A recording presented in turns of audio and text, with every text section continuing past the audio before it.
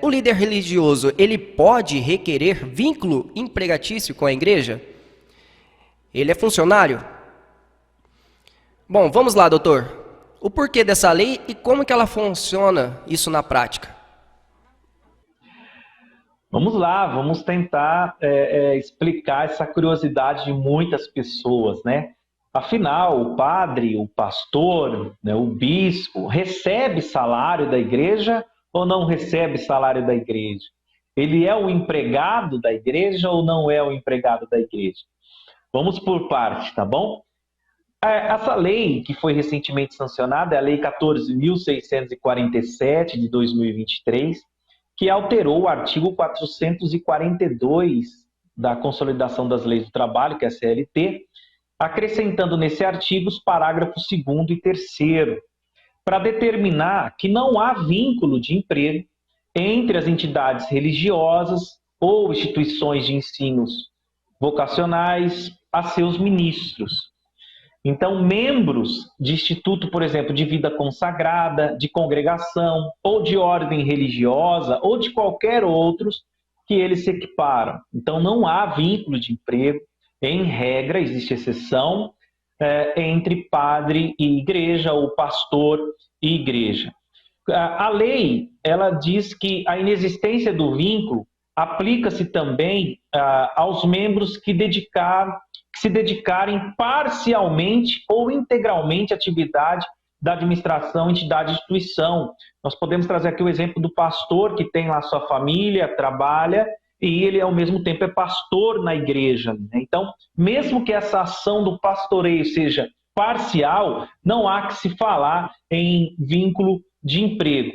E o parágrafo 3º do artigo 442, que também foi incluído por essa lei, trata aí da exceção, né? Se caso ficar caracterizado um desvirtuamento da finalidade religiosa voluntária, o vínculo de emprego pode ser constatado. Mas essa discussão, Michel, não veio agora somente com a lei. Especificamente, não existia um dispositivo legal que falava da inexistência do vínculo empregatício entre o líder religioso e a igreja.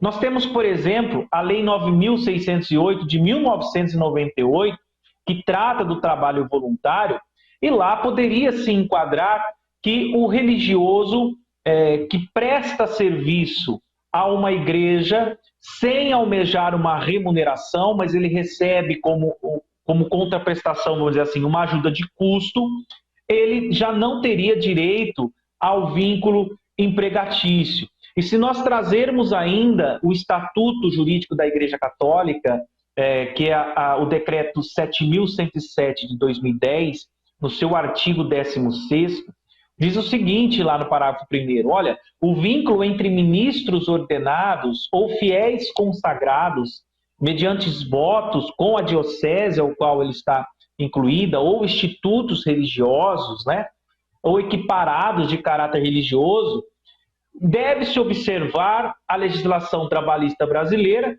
mas não gera por si o vínculo empregatício, a não ser que seja aprovado o desvirtuamento dessa instituição eclesiástica. Então, veja, as atividades de índole apostólica, pastoral, litúrgica, catequética, assistencial, de promoção humana e outros, poderão ser realizadas a título voluntário. Então, o padre, o pastor, ele se equipara ao trabalho voluntário. Ele está numa instituição que não almeja fins lucrativos, é diferente de uma empresa. E ali a sua disponibilidade afasta a possibilidade do vínculo empregatício. Então, essa é a curiosidade. Acredito que muitas pessoas tinham essa curiosidade. Basta aqui essa resposta para que as pessoas entendam um pouquinho. Então, esses líderes religiosos não recebem salários, eles recebem ajudas de custo, por isso tem também ali equiparado um trabalho voluntário que afasta a possibilidade de vínculo empregatício, Michael.